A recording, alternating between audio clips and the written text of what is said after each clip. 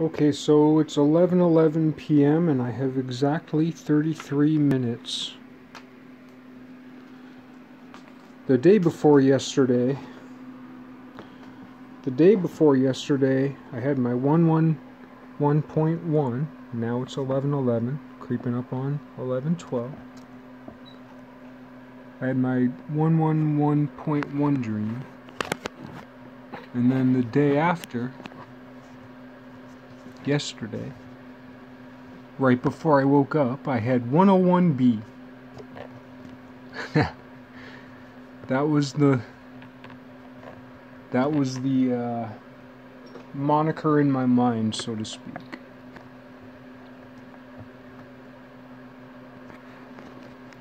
Is it prophecy? Is it art? Whatever. It is what it is. Or at the very least it is.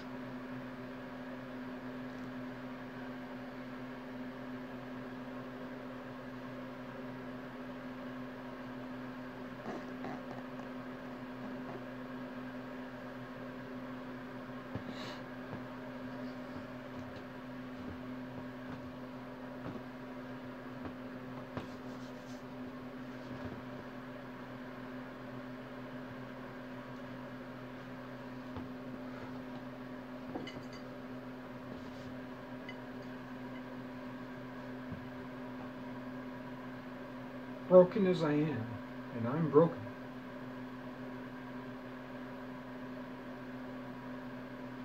I still want to learn things.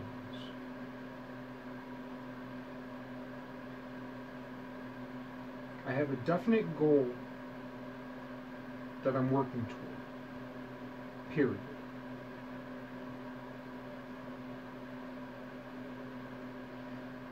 The easiest way I can sum it up,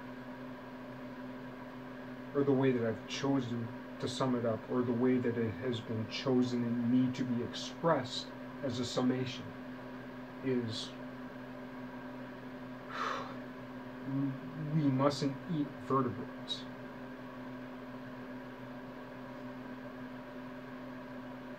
It's not just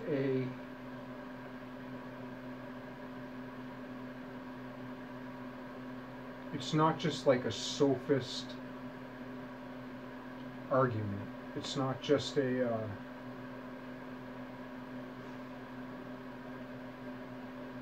it's not just like a pseudo-morality.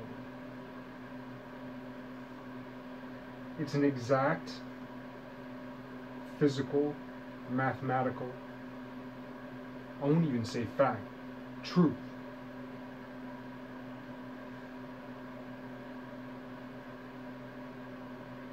There's a spillage of God's bad dream that exists in the world that ought not be in the world, that must be as an aspect of eternity, much like the ring around Saturn, right?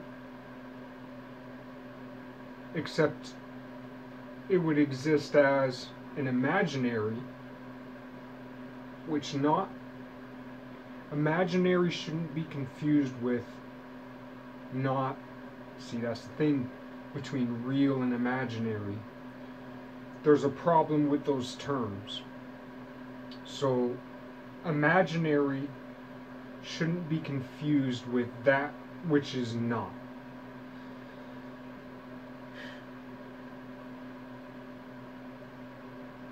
So there are things that exist that ought not exist in space and time, but which must exist as propensities of eternity. So, the problems that we see in the world, all of them actually, not just most or many, though most or many are associated with that which I describe as the goal, even though that's just a focal point, but not necessarily the focus, but a focal point of understanding. There are things which must exist in eternity as propensities. It's kind of like me as a pale man, when I'm exposed to the sun, I get a tan. The tan I get is a propensity. It's an inbuilt propensity. It's a matter of fact.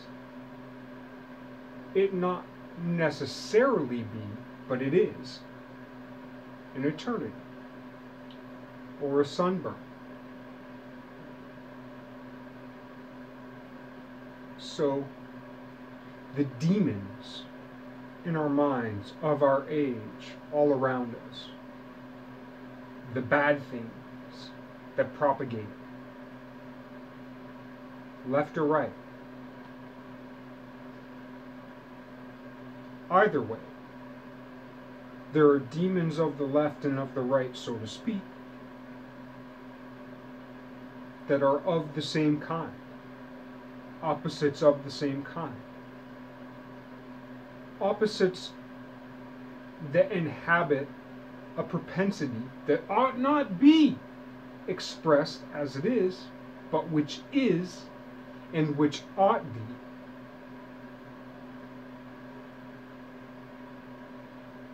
Not just which ought be, but which inevitably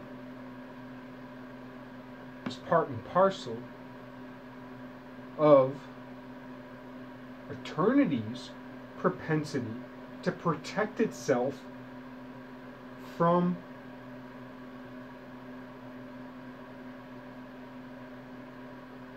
the expression of its own requirement for free will.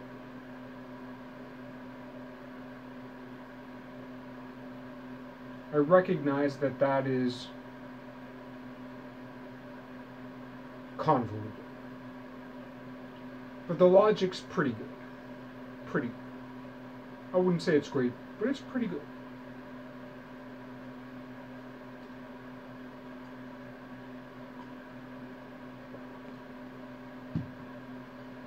Anyway,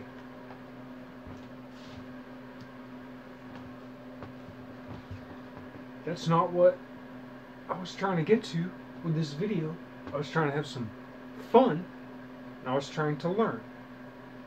Induction, deduction, abduction.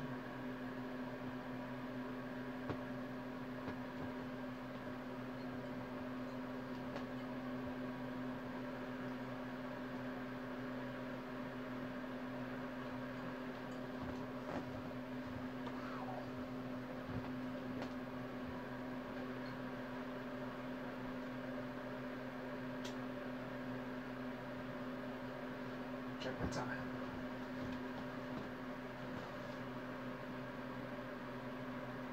All right.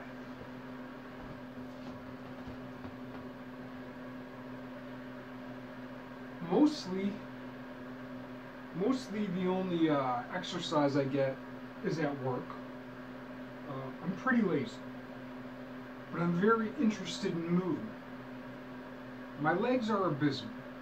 I'm very upper body heavy.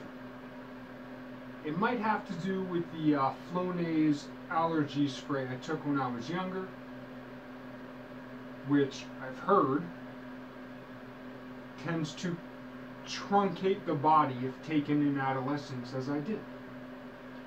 So, whether or not it was due to the pharmaceutical Flonase, that my legs are kind of short. I'm long torsoed in comparison to my bottom half. I'm a slow walker because I have little legs in comparison to my torso. I'm also not very flexible.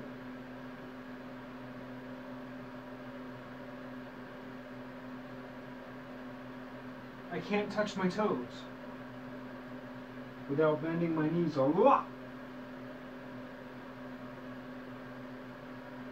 Though in the past, with stretching, I could. But currently, I'm not very flexible.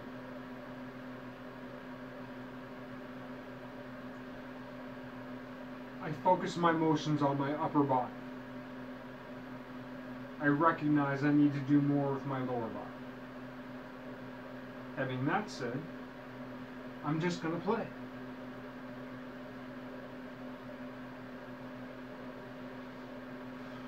But I'm reticent to play.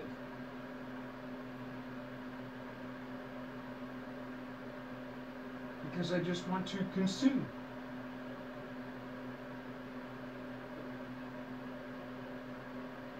Eat, drink, smoke.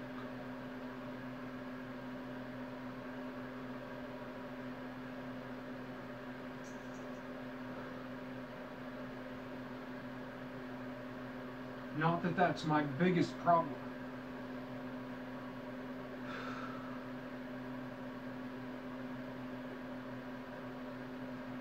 Though it's at least tied for second place, if not actually first. Anyway, I'm gonna play.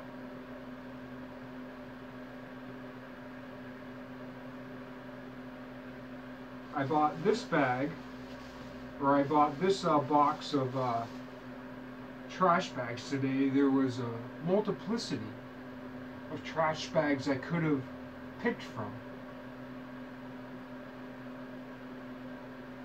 But earlier this morning I was watching a video about the base at Antarctica and the greenhouse they were shipping to Antarctica. I don't know how long ago. Where strawberries were of preeminent importance. But it was notable that the base at Antarctica is white with a red roof, at least so to speak. Y'all know how I feel about that. So that's why I picked this box among the many boxes. Okay, I'll be honest. I actually chose it because it was the cheapest. But the fact that it fit was nice.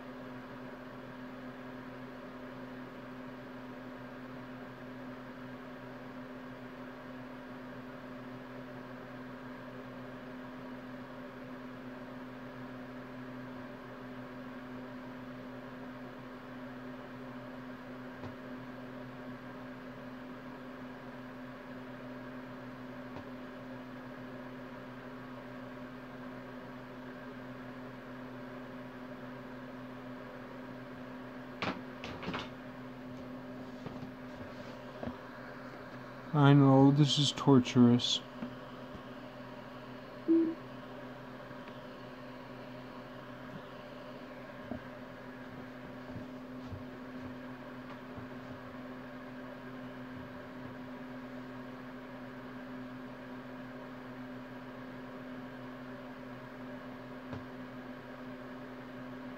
I know.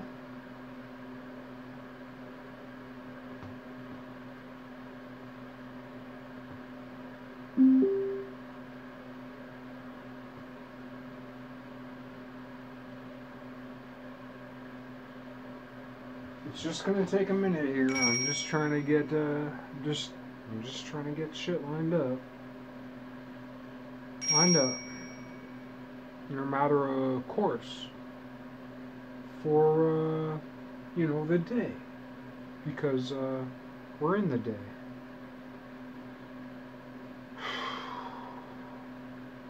It's taking forever. We'll get it though. Yeah. Okay. So there's the new Supreme Court Justice nominated today. And here's a little bit of audio that corresponds to a speech that Amy Coney Barrett gave back in 2016 in the audio at Jacksonville University. In the audio before what I'm playing, she actually kind of laughs at President Trump, before he was elected, and he's the one nominating her. And what's interesting about her speech so far is that she makes the difference between conservative and liberal textually and contextually versus politically, which is a really interesting point. And it's also interesting that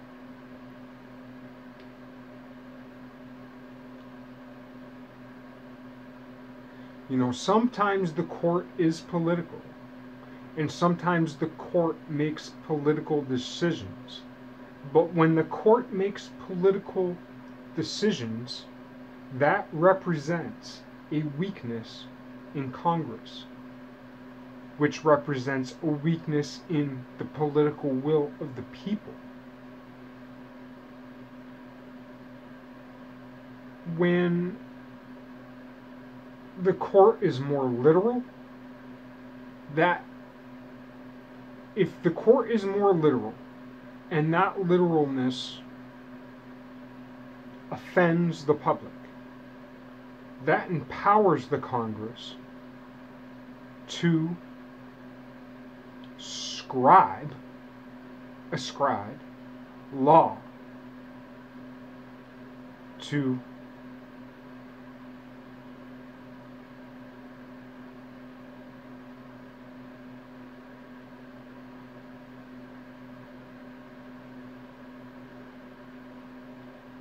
mandate to amend. Not necessarily as an amendment, but if the court does not represent the will of the people, that empowers the people to inform the Congress to amend the law that the court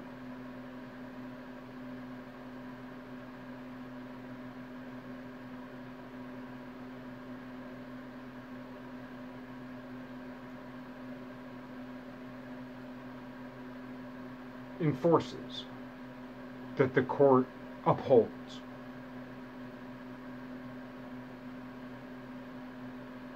So, the left is very concerned right now that they're going to lose the court. They already lost it, and they're going to lose it further. But what the left doesn't necessarily understand is that empowers the will of the people to inform the Congress to amend the will of the people.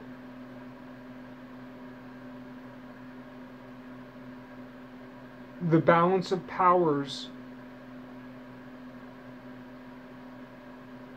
as conscribed in the Constitution is really a pretty great system.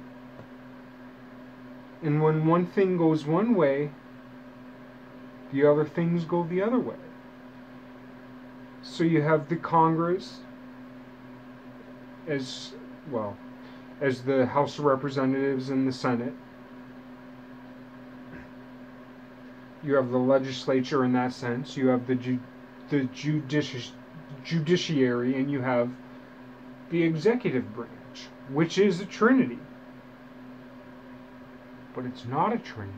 It's a quadrature, because all of them are empowered by the people.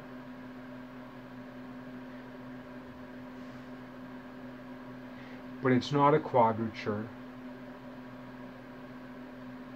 because there's a center to tetrahedron.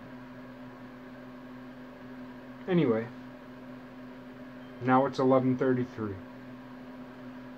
And here's some shit from Amy Barrett from 2016 from Jacksonville University halfway through her speech. And to put in someone who is much younger, and then absolutely, Rick, you have a pretty long living court. Justice Scalia was for 3 years, and he was appointed in his early 50s. So it could represent a significant change over the last several decades. And to give that a little bit of meaning, what I'd like to do is to ask you a question that arises from the third presidential debate. Chris Wallace asked this question, which I think relates to how you select judges and what it might mean. In the third presidential debate, you may remember Chris Wallace asked each candidate, what criteria are you looking for when you go to 13 minutes. pick the next justice? And I'm giving you a real shorthand of a couple of the answers. Hillary Clinton mentioned she wanted someone who protected individual rights and minority rights. Donald Trump mentioned he wanted somebody pro-life. Neither of these, of course, are very Scalia-like.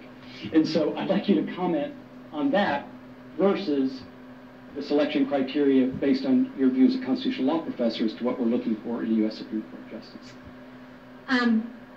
Those kinds of answers are, I think, what's wrong with our nomination process. To say, I want to appoint someone who's pro-life, or I want to appoint someone whose primary focus is protecting minority rights.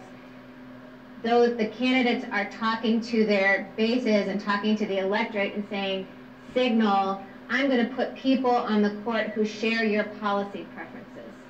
As I was saying before, I think that's not the right qualification for a justice. I mean, we shouldn't be putting people on the court that share our policy preferences. We should be putting people on the court who want to apply the Constitution. And by the way, on the individual rights or the minority rights, when the Constitution demands that minority rights be protected, that's what we want justices to do. That's their job. I use the example with my constitutional law students of Odysseus resisting the sirens. That the Constitution is like Odysseus ties himself to the mast to resist the song of the sirens, and he tells his crew, don't untie me no matter how much I plead. That's what we've done as the American people with the Constitution.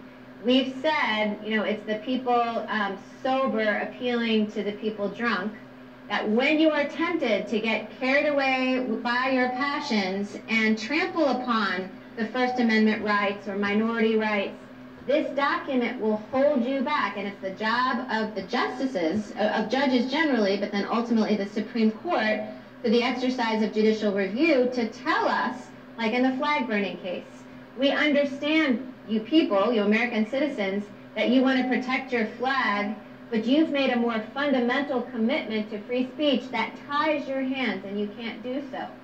That's what it's about. It's not about I like flag desecration, I don't like flag desecration.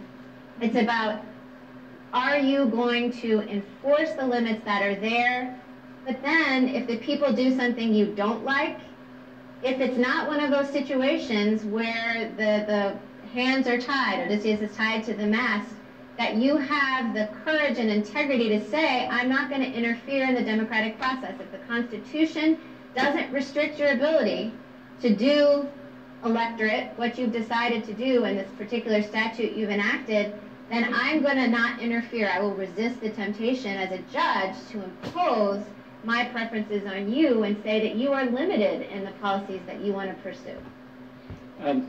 This is an aside. Justice Roberts in his confirmation hearing talked about the role of being an umpire. Mm-hmm. And I guess if you were an umpire, you couldn't be pulling for the Cubs or the Indians last night. You just had to call it a ball or a strike, regardless of your policy preference as to how that game turned out. But I would like to bring up a case that illustrates the difference of a more expansive view versus a textual view. I almost said strict construction, excuse me. And so, a more originalist view. And this is a case, and this is not about the merits of the policy, so I want to lay aside whether or not you're in favor of same-sex marriage or opposed to same-sex marriage. But I would like to talk about Obergefell versus Hodges, a 5-4 decision that was based largely on the due process clause of the 14th Amendment, and in particular, this notion of substantive due process, this notion of, and a fundamental right in substantive due process. And could you sort of explain and contrast the view of the majority versus the view of the minority and what that might mean, not what only it meant for that case, but what it might mean for future cases. Sure. The Due Process Clause of the 14th Amendment is, the relevant phrase here is pretty brief. It says, no one shall be deprived of life, liberty, or property without due process of law. And that it's from that phrase that we get this doctrine that Rick is referring to called substantive due process. The idea is that this phrase, this vague phrase, contains within it protection for certain substantive rights. So it is that portion of the Due Process Clause that the court has relied upon in finding a right to abortion, for example. So in locating rights within that phrase, and the Equal Protection Clause is also relevant here as well, that no state shall deny to anyone, any person, equal protection of the laws. The court, that is a particularly controversial area, that substantive due process area, because it is an area in which the court, in which the court says for itself what it thinks those rights are, based on what it thinks contemporary values are at the time. So Justice Scalia was not a fan of substantive due process because he felt like, listen, it says no one shall be deprived of life, liberty, or property without due process of law. That's a procedural guarantee about what happens to you before your property or your life is taken away, for example. That it doesn't contain a substantive guarantee saying that, you know, the state has to provide you certain guarantees or the state through legislation can't do certain things. So on Obergefell, and this is the New York Times headline problem, I think as that case got reported and as I heard my students even talk about it, even in law school, even after they'd become kind of acculturated to some of these things, people were presenting it as a vote on the court for or against same-sex marriage. But that's not what the opinion was about. What the opinion was about was who gets to decide whether we have same-sex marriage or not. With the majority saying that it was a right guaranteed by the Constitution, and so therefore states were not free, kind of in that Odysseus tying himself to the mast sense, that states weren't free to say that marriage had to be between a man and a woman. And the dissenters weren't taking a view. In fact, Chief Justice Roberts' dissent was very explicit about that. He said, you know, those who want same-sex marriage, you know, you have every right to lobby in state legislatures to make that happen, but the dissent's view was that it wasn't for the court to decide, that the Constitution didn't speak to the question, and so that it was a change that should occur through the legislative process, and indeed many states were already moving in that direction and making legislative changes. So I think Obergefell and what we're talking about for the future of the court, it's really a who decides question. People often ask, and Rick and I talked about a little bit about this yesterday, well, in what cases might we expect to see this controversy of who decides? When would it matter? If Hillary Clinton wins, one example would be that the court, in a case when Chief Justice Rehnquist was the chief, decided that there was not a constitutional right to die. And it reached that decision. It was a substantive due process case, interpreting this phrase, no person shall be deprived of life, liberty, or property without due process of law. But the methodology that the court adopted there said, okay, we will recognize that there's maybe some substantive component to that guarantee. So we'll recognize something about substantive due process doctrine. But we will only recognize a right as one that's protected by the Constitution by substantive due process. I'm not talking about the First Amendment, Fourth Amendment, and all that. I'm just talking about the abstract rights that the court has found in that substantive due process doctrine. The court said we will only find such a right if there has been a long tradition in America. See where the winds are blowing right now in society. We will look at American history and American traditions and say, yes, this is a right. For example, early substantive due process cases dealt with the right of parents to educate their children. That would be a right where the court could see, you know, that sort of firmly rooted history. With the right to die, the court said there has been no long-standing tradition in America of protecting a right to die, and so we will not recognize that right. I could imagine that case coming out differently and that precedent being overruled if Hillary Clinton is president, Because, as we all know, there's a big push now, and I mean, we see this in other countries. We see it in Canada, we see it in different European countries, we've seen a big press for it in the United States, a press for a right to die. And I think that's going to be an issue when legislative change is slow, because people increasingly see the court as a political institution. When they can't accomplish things in the legislature, they try to litigate it and then declare a fast win through the court because they think it's faster to get it through the justices than to convince their citizens in a legislative process. So that's an example where the methodology of who decides would matter. You know, if we're going to have assisted suicide, if we're going to have right to die, some states have already gone that route. The question is that something that people decide on a state-by-state basis, or does the Supreme Court impose a national rule that tells some states you're not free to make it illegal to commit suicide? That's really well put. I can tell you in our public policy class, I tell you our students, we're having this conversation right now. And the example you gave on right to die is a real life one. One of my own, and I admit that a lot of people in the room may disagree with this position, but one of the reasons I personally get concerned about not tying substantive due process to history and tradition is that then policy making to me can become very unfettered based on just whatever you happen to think. For example, in the future, and this is more hypothetical, but I could see it happening, a case comes before the court in the future, and it's a substantive due process case, and what is, you get 5 unelected lawyers who disagree with 4 unelected lawyers, and it could be, is there a fundamental right to health care? Is there a fundamental right to a living wage? Is there a fundamental right to housing? And in our class we talk about this. These may all be terrific public policies, and maybe Congress should pass a statute, or maybe the President should go to Congress. But the question that you raised earlier is a really big one, and that, to me, is that who sets policy for the country, and does judicial and the effect of judicial philosophy on setting that policy? So can you comment on how you see that maybe impacting real life? The worst part of this is that it's erroneously missing. I think the best part of it. Let's see. So I think there are a number of areas. It's the most exercise I've had. had. Take off a couple quickly in constitutional law where that who decides issue would be big, and I actually think there's some in the statutory context that would matter a lot as well. I think the death penalty. Thank you. Is likely, you know, the court